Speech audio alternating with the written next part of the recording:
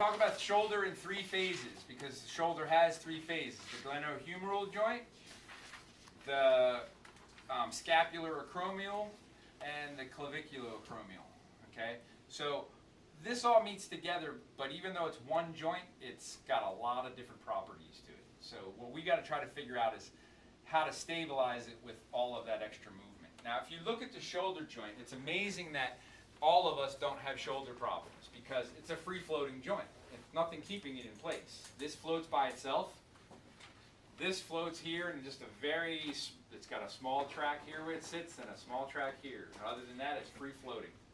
And then the humerus comes up into the scapular glenoid fossa, and so all of this is free-floating.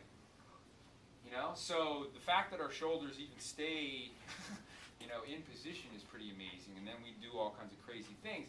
Now the shoulder needs to be like that because it's the only joint that can rotate that much. Okay?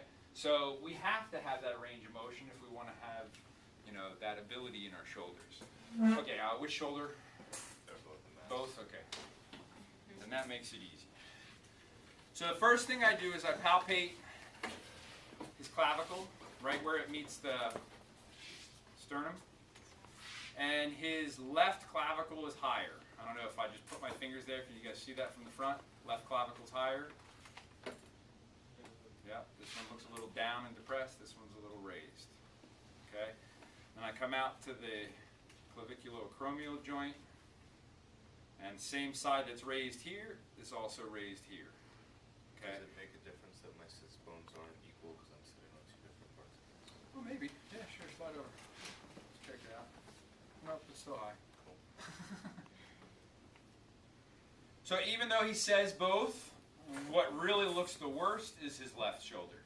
Okay, so that's where we're going to start. We'll start left. Similar position, I'm going to block off the opposite side, have him lean back like I'm a chair, and I'm going to put my thumb from the tip down to the base on his collarbone. Okay? If I do what I'm about to do with this arm, which is make a circle, and I don't do anything to the collarbone, what's it doing? It's raising when I raise, it's dropping when I drop, so I'm not getting anything in the shoulder joint because of the clavicle movement. So I stabilize it, and then I rotate. And now most of my rotation is happening in the glenohumeral joint, and he's feeling those little spots that are kind of crackly and poppy, that are kind of opening up. And then I reverse.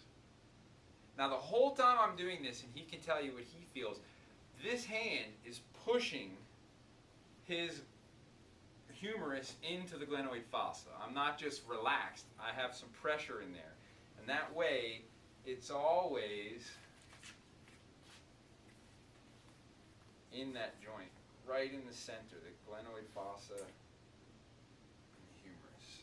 So the pressure's always straight down the humerus. Straight down the humerus into the shoulder. Whichever angle you're at. Once you finish rotations, I bring the arm up and I push on a 45-degree diagonal towards his other shoulder. Okay? And I bring the elbow down and I pull straight back into the joint. And that drops. And now we look at the clavicle. Better? This one's not dropped, this one's not raised anymore. It's pretty much even. And claviculoacromial, this one's still up a little bit.